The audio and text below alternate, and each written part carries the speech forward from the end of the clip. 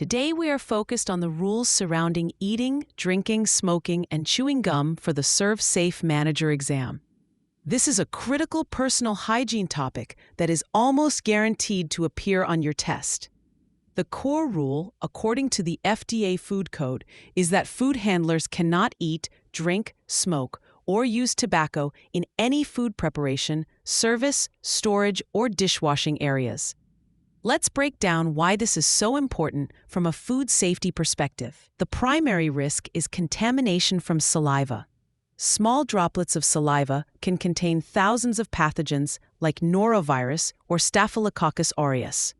When a food handler eats, smokes, or chews gum, these droplets can easily be transferred to their hands, a food contact surface, or directly onto food they are preparing.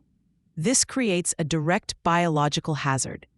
The exam will test your understanding of this rule with scenario-based questions. For example, a question might describe a chef tasting a sauce with a spoon and then putting that same spoon back into the pot. This is a violation because the spoon is now contaminated with saliva. Another common scenario involves a line cook chewing gum while chopping vegetables. The risk here is that saliva could spray onto the ready-to-eat food, or the gum itself could fall into it.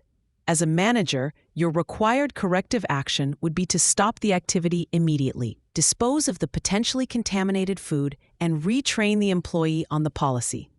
Now there is one major exception that the exam loves to test: drinking a beverage.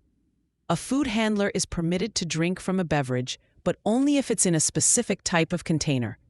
The container must meet 3 distinct criteria.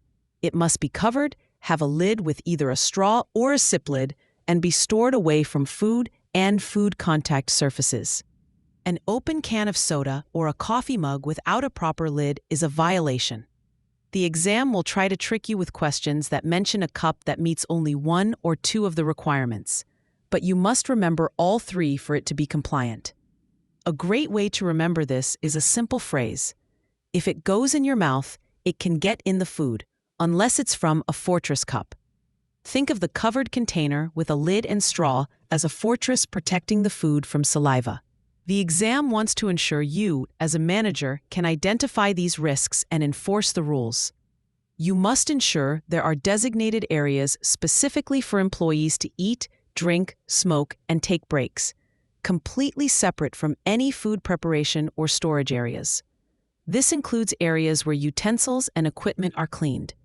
The rule is absolute to prevent any chance of saliva-based cross-contamination. For free practice questions, AI-powered explanations, and more exam prep tools, visit openexamprep.com. That's openexamprep, all one word, .com.